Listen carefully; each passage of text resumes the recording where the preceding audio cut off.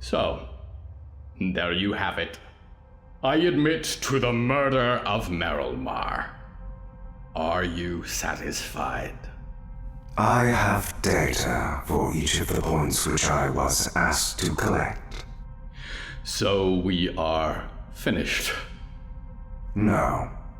Now a process of review will begin. Your responses will be evaluated, your guilt will be determined. I have admitted to the crime. Your guilt will be determined.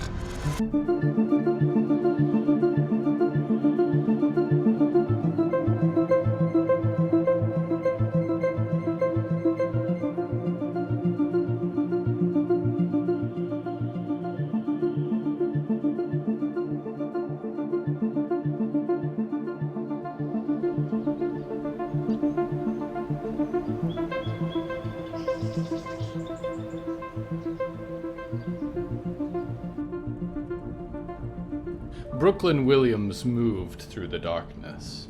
Buck and Mr. Spade had been swallowed by the pitch-black fog immediately, but the fear that pulsed in her was not caused by the midnight storm or the threat of death, but the worry that Marco was about to be caught in the teeth of a threat bigger than any of them had anticipated. Something moved in the fog ahead of her, she was sure of it, and she stumbled back as it lurched past her. She caught a silhouette for a moment, a wet cape wrapped around bulky shoulders. And then she hoped it was not Marco, because the body had been flung back and it flipped over the deck rail and vanished into the fog, leaving only drifting clouds in its wake.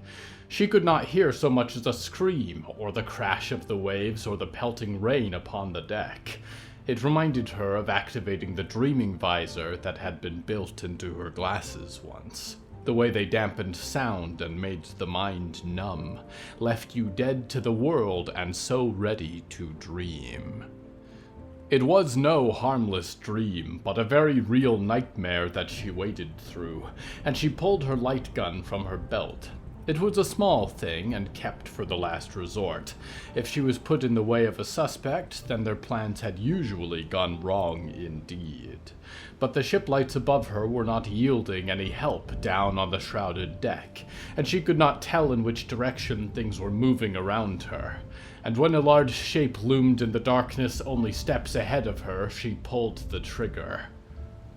The firearm had been salvaged from the remains of a Botco drone, and the first stage of its laser was only a red dot that illuminated a line through the black fog and trailed across a black-cloaked chest, a chin with stubble, a scarred face. A few feet away from her, Marco winced as she shone the laser in his eye by accident. And he grinned, and she clicked the light off, and felt him move to her side, and she grabbed his arm. He was shouting, but his voice was a muffled blur, and she dragged him away from the railing, further into the deck, where she reached out and felt the scaffolding leading into the array of shipping containers that formed the above-deck lodging. She grabbed a hold of the door's long locking bars and pulled it open, and Marco fell in after her, and she was quick to bring the door shut afterwards. "Did it work?" Marco said as the sound returned. The light, on the other hand, did not, and they crouched in an unlit shipping container, unsure of what lay further within. "Please tell me it worked." "It's gotten more complicated," Brooklyn said. "It's not some animal we're hunting. Marco, she's a killer. The Duchess of Bolt Castle. She's on to the plan." Marco grit his teeth. "Well, that's probably why she never showed up to sink her teeth into me. Damn. Where is everyone? Is Hope safe? Is Buck?" "Buck was ahead of me in the storm along with Mr. Spade," she said, and watched Marco tense up immediately. "I still wouldn't trust Mr. Spade, but he's had some turn of heart. He's the one who filled us in on the Countess." "And Hope is still hiding in the room where we left her?" said Marco. They were both quiet for a moment. "She's not going to be there, is she?" said Brooklyn. "I was thinking it as I said it," said Marco. This fog is some kind of smokescreen, Brooklyn said. I think we're going to have to split up. Can you find Hope? Make sure that she's safe? I can certainly try, said Marco. What will you be doing? I'm going to try and find Buck, she said, and clicked her pen. And I'm still missing half of this story. I need to find where the action is. She felt a kiss on her forehead in the darkness. You're still thinking of the next novel, he said. Of course, she said. I don't think Buck could stop getting involved in other people's business if he wanted to. And as long as he does, someone's got to write it up nice. Spin a narrative out of it, sell copies, keep a roof over our heads. Don't get too close, he said. She squeezed his big-knuckled hand. In and out, she said. Like always. On 3, he said. And on 3 they were out into the shadow again, black fog streaming through the air as the east wind charged into the unheard storm.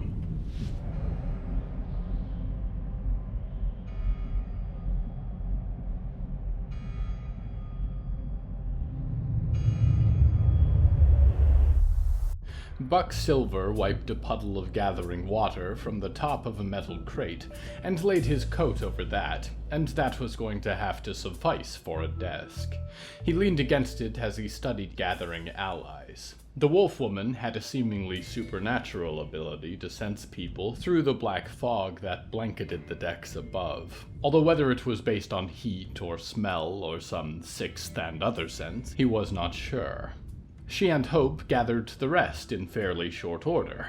Brooklyn, rain-drenched and shielding her pad of notes beneath her coat, and then Marco, bewildered, and lastly Mr. Spade, eyes immediately as smoldering as his cigar when he found that the other Duchess of Bolt Castle was his guide.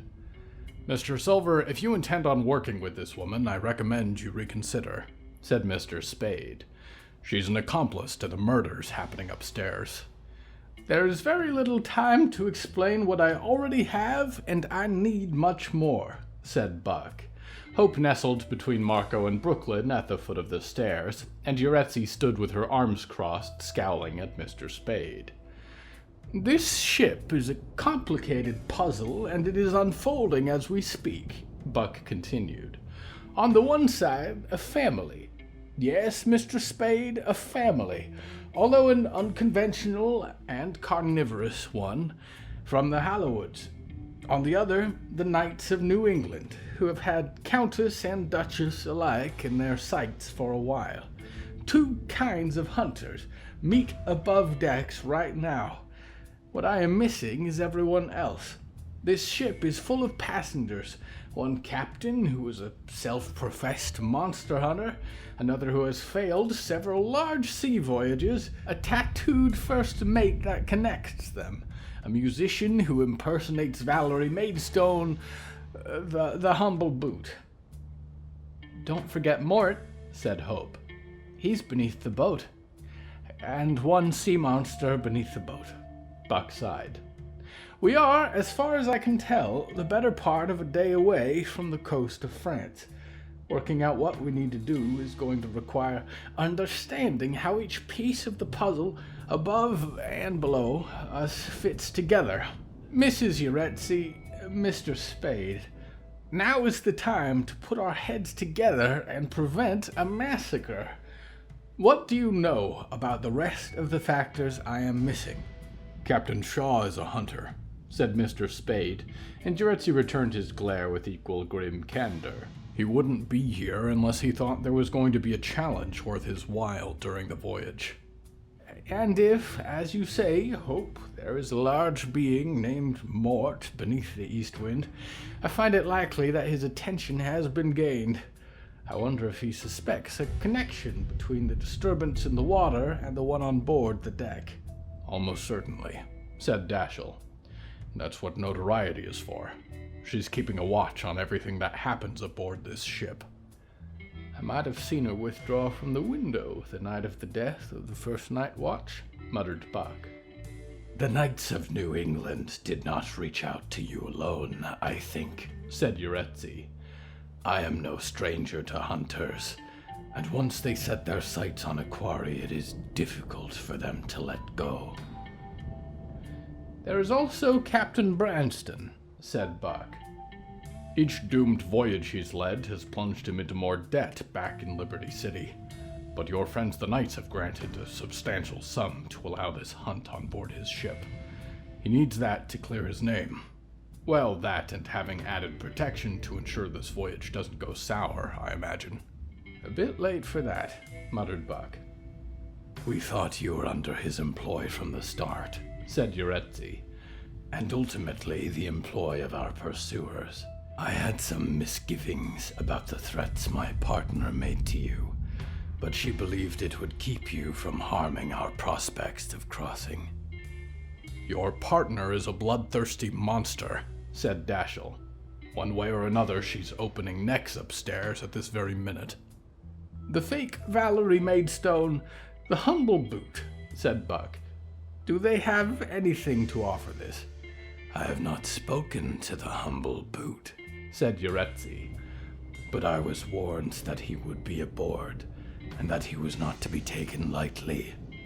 He fought the Count to a stalemate, although my partner would tell you that she is the more powerful of the two. A vampire killer, said Mr. Spade. All I have on the false Valerie is that the more your books reach audiences and publicize Scout City, Mr. Silver, the harder it is for her to ignore the questions the public has about who she is and where she's been. Across the ocean, you're looking at a place where books about northerly detectives don't reach. But also, there are no dreaming boxes there, no prime dream, no liberation movement, no stone maids. I don't know what she expects to ride off on the other side. Perhaps she seeks reinvention, said Yuretsi, and her eyes flickered over to Buck. Or, now that she has her ruiner in close quarters, revenge. There was a gasp of screaming that was briefly audible from upstairs, the rattle and thump of armored boots on metal floors, the shriek of the Countess and the rending of flesh, before the passing fog took the sound again. That didn't sound good, said Hope. Someone's getting crunched up there. You've been thoroughly helpful, everyone, said Buck, and closed his eyes and lowered his head to the desk. And now, let me think. Are you recording? Yeah. It's funny. Probably our future selves will be listening to this. Hi, guys. Shelby, can I ask you something? What's up? Why are you here? Because you're warm and it's cold outside the covers, and my hands are always cold. Not that. I mean, why are you still solving cases with me? That's a loaded question. Yeah. Well, a few reasons. Because I've seen some terrible things and I don't want them to happen to anyone else. Because I like when things work out for us and we fix something. And because I love you. I was afraid of that. I'm afraid. I'm so afraid of losing.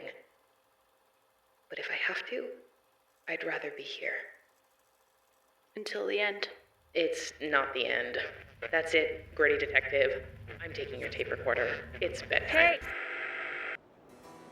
Buck could see it all in the darkened palace of his mind, and it was the zenith where finally he had enough to operate with, could picture clearly 100 if not 1,000 moving parts, where they must be, how they set each other into motion, and how each piece affected the next in the grand game of life and death being played aboard the East Wind. And from it all he had to derive the answer, what did they need to do? There was, at the dark epicenter on the deck above, the Countess. A trail of blood ran in her wake and stained the nights of the voyage. The fog that she had summoned was her saving grace, the veil that allowed only 1 or 2 armored knights to strike at a time. He could picture her ducking beneath the flash of a silver sword, claws seeking a soft space between the helmet and shoulder, and finding none, wrenching an arm off entirely before casting the knight away like a broken toy. and Sir Fen standing on a higher balcony of the crate, earth falling from her armor, and the armor of a half-dozen other knights rising to enclose their prey, and the Saint Loris standing with her frail feet turned in, barely able to lift the edge of her long and thin rune-etched silver sword from the ground. The sheath's rubies gleamed with light, and the runes of the blade with holy fire. "What is it with you people and your swords and your creeds?" said the Countess, her nails and teeth and wings all of a flexible sharpness. "We are nothing but the words we live by," said the dragon-slaying saint. "and our words are the writ of the Almighty God.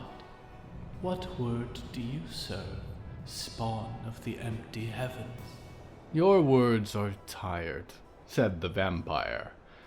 "I've heard them before, at abandoned abbeys and castle doors and hotel lobbies, and I can't tell you how dreadfully bored I am, or how many times I've had to begin again to find a little peace and quiet. And you know, I never feel much like evil until some self-proclaimed righteousness comes knocking on my door." And the vampire would pull the black fog around her in a mighty upward leap, and Sir Fen would cast a silver net, and the saint would put all her flagellated might into a sweeping strike with her silver blade, and holy fire would leap from it in an arc to cut through deck and safety rail alike, and their battle was a matter of time. The leaping, vicious strikes of the Countess against the unified and relentless rise of the knights, and the cruel invention of their silver weapons that burned the Countess at the slightest touch, but they did not have time. Nor in the black fog could they hear the increasing uproar of the thunder above, or see the lightning burning high in the heavens, or the sighs of the waves that were beginning to rise and fall beneath the east wind's hull, or the rising miasma of black ichor and bone in the water below, as though the very sea was cursed with death. No one would see the humble boot, with nip and pliers in one hand and a firearm in the other, a vampire-hunting gun with a crucifix engraved on each side, and the last 6 silver bullets of its case loaded, and a necklace of garlic blooms around his neck, his cape and battered boot hat drenched by the silent pour of the rain. He would close his eyes, feeling the pitch of the deck beneath him and the rain above, and hum a ditty to himself as he felt for the kind of presence he had spent half a lifetime learning how to anticipate. And when he felt that harmony had been achieved, deck and wind and the swirl of the fog and the figures in a dance of death on the other side of it, he would fire into the darkness, and the silver bullet would sail like a wayward thorn towards an unknown heart. The sound of the gun would be loud enough to wake the sleeping close by, even through the fog, and someone who looked much like Valerie Maidstone would rise to find that she could not see or hear the world outside. She might not believe it at first, might assume the fog swimming around her was like any psychedelic trip she had embarked on before, and that the only defense lay in music she had stolen. She might, barefoot and in her nightdress, plug in her amp, charge up her electric guitar, and play an anthem against the darkness pouring into her room, and the chords at full blast echoed through the housing stacks deep into the ship as she crooned and denounced the darkness. Hundreds of passengers waking to the uneasy tumult of the ship and the rasp of Valerie Maidstone's warning voice echoing through the metal walls of their containers, pouring out of their containers into the silent fog, crowding the deck without knowing it, finding upon them knights in silver and pools of rain-spattered blood streaming across the grates, rising into a panic. Above it all, Captain Branston, standing stern at the helm of his ship, high over the waves of the fog, praying that he has made the right choice, and that the knights and night watches under his employ can deal with one beast aboard. But he has faith, despite everything, and despite every foul turn that the wind has ever handed to him, that the knights of New England are strong, and the detectives at his beck and call are the most cunning men that he knows, and if anyone can stop this evil that floods blood and shadow across his ship, then it is them. And so he plunges recklessly into the storm, lightning bursting in the sky above, and laughs in the face of death. First Mate Notoriety Shaw, covered in written passages from 100 books, preserved in case Notoriety outlived them, hammering the button to open communications with the little David, hiding any fear in her voice from her father, about the darkness that dwells on the deck and the ship in uproar. Captain Shaw, listening from the little David, but only halfway. For sure as he can see the darkness drifting from the deck of the East Wind, he can see the bones and ichor in the water, keeping pace beneath the waves, oozing tendrils and pseudopods grasping along the ship's hull. And he knows that as surely as Notoriety has found her mark, he has found his. And he barks orders to his crew and readies great projector discs and mine launchers and the all-important harpoon. The little David surges forward, cresting the high waves behind the east wind, closing in on its underwater quarry, and when the time is right, and he can see green fires burning in 100 skulls in the sea, he fires. The harpoon strikes deep into the miasma, and he shouts for victory as the chain goes taut. The projector discs send vibrations into the sea, and the miasma heeds the warning, pulling away from the little David, and Captain Shaw readies the mines that will launch straight for the monster at the end of the harpoon's cable. He looks up too late as he realizes the mass is moving, not away from the east wind, but beneath it as it flees, dragging the little David relentlessly forward. "Mr. Silver," said Mr. Spade, glancing up at the ceiling as a gunshot went off somewhere above. "What do you make of it? What do we do?" "Get to a lifeboat," Buck breathed, blood draining from his face. "The east wind isn't going to reach France." And then there was a titanic roar of rending metal and flame as the little David buckled into the side of the east wind, cratering the hull, and knights and passengers went flying, and above all the others, the one factor Buck had forgotten, the all-consuming Atlantic, seized the ship.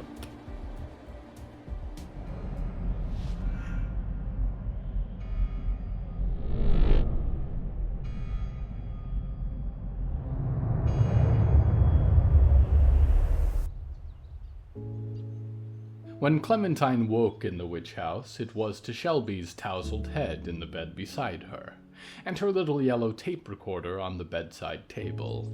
The bed was lumpy and not particularly comfortable, but then again, that described her too. There was a divot in the middle where it felt like someone had lain for years, and the blankets had a dusty, familiar smell. Clara had slept on the moss-grown sofa in the living room.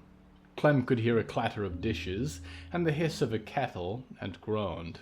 Shelby pulled her a little closer, and she studied the bandage-wrapped end of Shelby's wrist that lay so close to her. For being two broken puzzle pieces, they fit together nicely. It was another hour before they braved the uncertain morning to join Clara for breakfast. "Good morning," Clara said, an apron over the previous decade's dress, frying bacon and mushrooms on a griddle. Half of the dishes that had piled the counters had been washed, the others had been moved unceremoniously to the floor. "Hope nothing kept you up." But there was another presence in the breakfast room which gave Clementine pause, and she blinked twice with her remaining eye to make sure he did not disappear. It was a white outline of a boy, a sweater and collared shirt, curly hair flowing in an unseen current. There were marks above and below his lips where once thread had bound them, and his eyes were dark voids.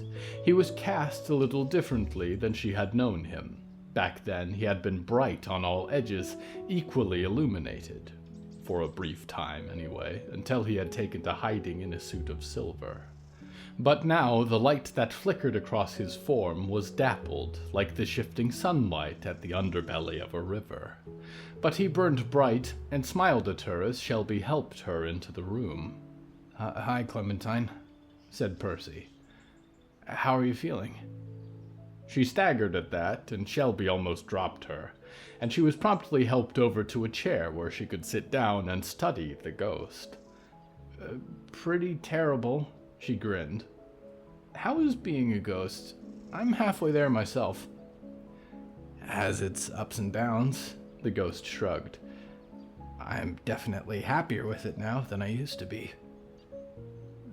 "Percy, this is Shelby," said Clem, looking over to her. Shelby had a fight-or-flight response going on in her eyes, to which Clem poked her in the arm several times. "She's my partner in life and in crime-solving. Say hi, Shelby." "Hello," said Shelby. "Clem's talked a lot about you. And Olivier and Diggory and Riot, of course." "Have you been here this whole time?" said Clem, as Clara dropped a beverage of something hot in front of her. "It just takes time and practice. Don't be too hard on yourself," Percy said, looking up past her to the air. One of the pots that had fallen the day before went flying across the ground into a corner. Percy looked back down to Clem. "No, I just got back last night. I've been traveling with my girlfriend. There's so much to talk about. I don't want to get carried away.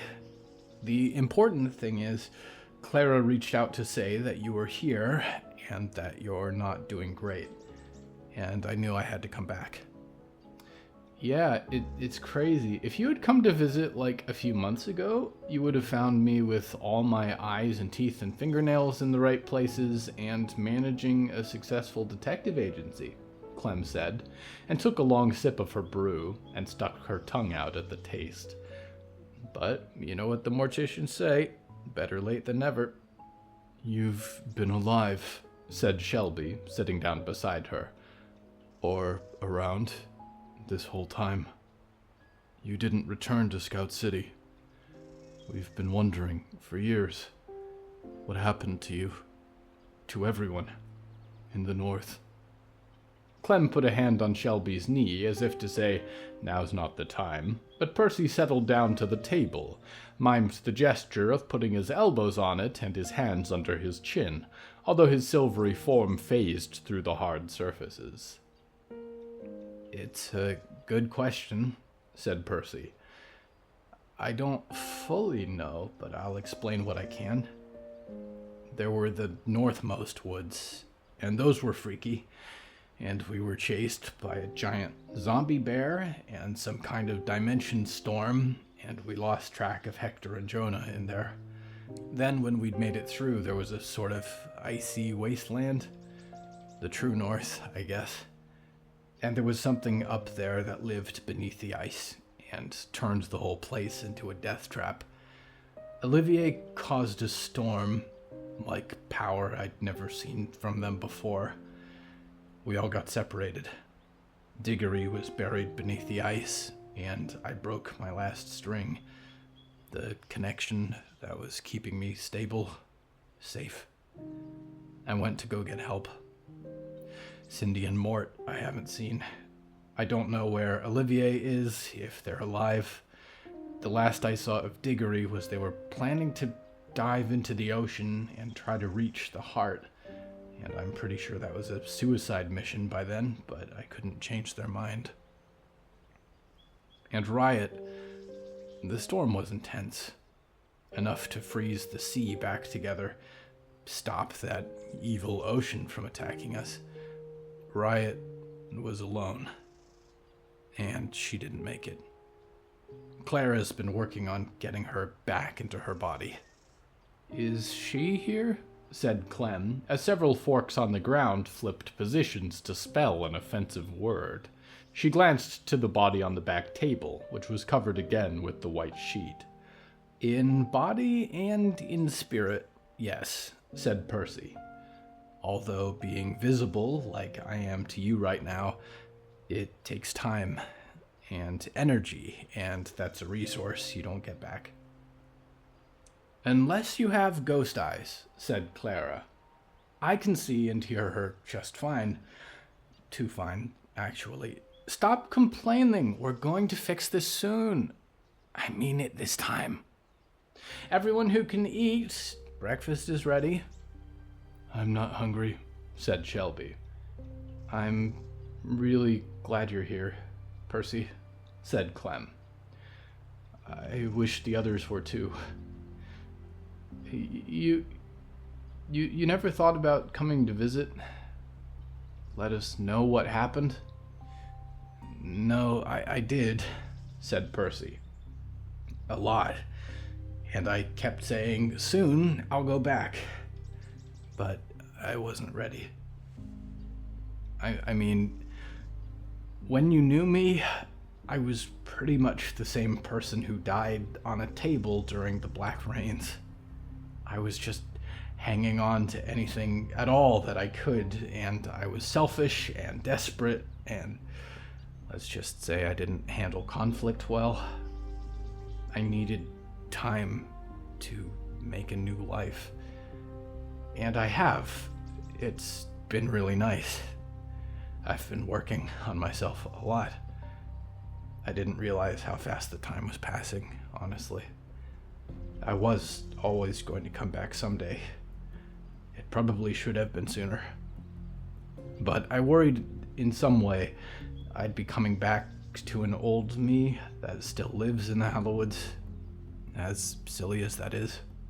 Not silly at all, Clem muttered around a mouthful of bacon, glancing at the body beneath the sheet. Happens more than you might think. So, Percy said, and looked between her and Shelby and some unknown point in the room where Riot's soul dwelled. Let's talk about dying. You're not going to try and stop me? No. Why? I realize when I've made a mistake. I counted on all the variables staying consistent.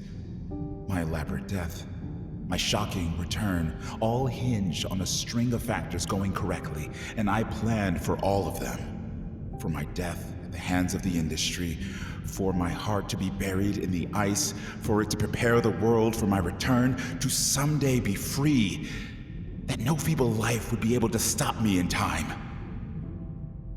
But what I didn't count on was you. I thought I could trust you. I thought your love was undying. It is. I thought it would never change, and that is a mistake I realize that I, of all people, should not have assumed. And now, it will cost me everything. But that is the price of arrogance. I do not want to do this. It is too late now to stop. Look at them. They're waking.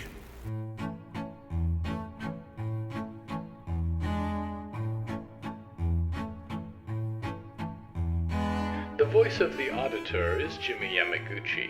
You may know him from games like Smite or King's Hunt, or podcasts like The Siltverses. You can find him online at www.yamavoicethat.com, or on social media at Jimmy Yamaguchi. The voice of Clementine Matestone is Libby Wellman. They can be found at its.raining.sunlight on Instagram. The voice of Meryl Marr Reborn and Reborn is Evan Michael Lee. He can be found on social media at Evan Michael Lee. Hello from the Hallowoods is written and produced by William A. Wellman. Hello, that's me. If you enjoyed this show, please don't forget to follow it and share it with a friend. The bonus story that goes with this episode is called File 24, Percy Reed, and is available on the show's Patreon at patreon.com/Hallowoods. Because we operate without ads or sponsors, our supporters are all that keeps this show going. Plus, supporters get weekly bonus stories, access to our weekly Q&A livestream, behind-the-scenes content, exclusive merch, and even more. Merchandise and episode transcripts are available at hellofromthehallowoods.com. You can even find us on social media at the Hallowoods. Music is used under license from artlist.io. Until next time, dreamers, remember to really, really, really check before burying any relatives. Those groundskeepers love a good night's sleep, and they hate being woken by the burial bells going off. Poke twice, bury once.